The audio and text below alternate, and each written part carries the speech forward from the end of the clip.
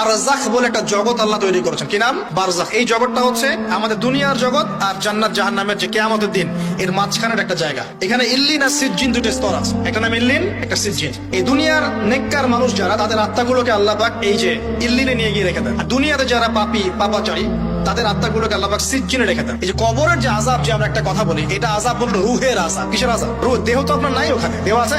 দেহ তো পচে গেছে, গলে গেছে।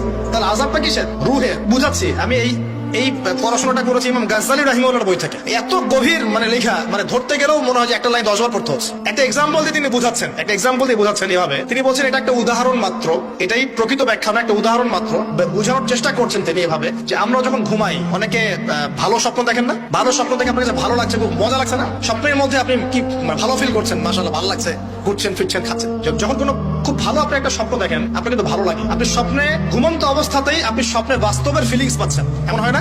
আল্লাহ পাক যদি আপনাকে স্বপ্নের মধ্যে রেখে দেন, ধরেন 1 বছর 1.5 বছর 2 বছর, তার মানে 1-2 বছর আপনি স্বপ্নের মধ্যেই বাস্তবের ভালো লাগার ফিলিংসটা পেতে থাকবেন, কিন্তু আপনি ঘুমিয়ে আছেন। বাইরে থেকে আমি আপনাকে দেখছি যে আপনি ঘুমিয়ে আছেন, আপনি ঘুমন্ত অবস্থাতেও ভালো স্বপ্ন দেখেই ভালো ফিল করছেন।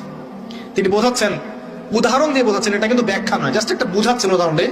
আল্লাহ পাক যখন শহীদদের রূহগুলোকে জান্নাতে রেখে দেন, জান্নাতে তারা এইভাবে রূহগুলো ঘুরতে থাকে, ফল ফলাদি খেতে থাকে, পাখির মধ্যে রূহ দিয়ে দেন, সবুজ পাখি, এই পাখি উঠতে থাকে, তারা ভালো ফিল করতে থাকে। ওই হায়াতটাকে আল্লাহ পাক তাদের কাছে বাস্তব বানিয়ে দিয়েছেন। কথা বুঝতে পারছেন? ওই হায়াতটাকে আল্লাহ পাক তাদের কাছে বাস্তব বানিয়ে দিয়েছেন। তাদের কাছে মনে হচ্ছে এটাই বাস্তব, এটাই জগৎ। আল্লাহ চাইলে করতে পারেন না?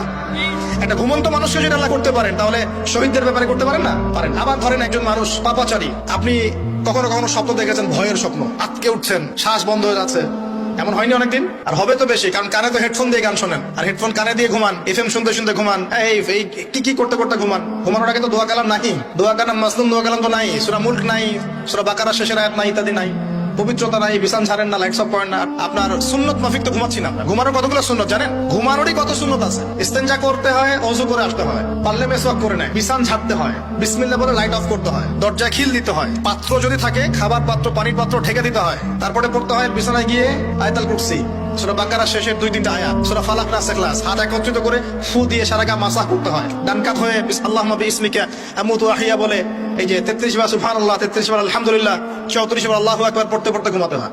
কয়জন জানে? কয়জন ঘুমানোর সুন্নত? ঘুমানোর আগে এখন কানে হেডফোন, ব্লুটুথ, হাবি জাবি এইসব দিয়ে যুবকরা ঘুমাচ্ছে। প্রতিটা কাজ নবীর সুন্নত মতো করার চেষ্টা করবো, আল্লাহ পাক তৌফিক দান করুন। এই যে 9 নম্বর ওয়াদা করেন, জীবনের প্রতিটা কাজ নবীর সুন্নাহ মতো করবেন। রাজি আছেন ইনশাআল্লাহ?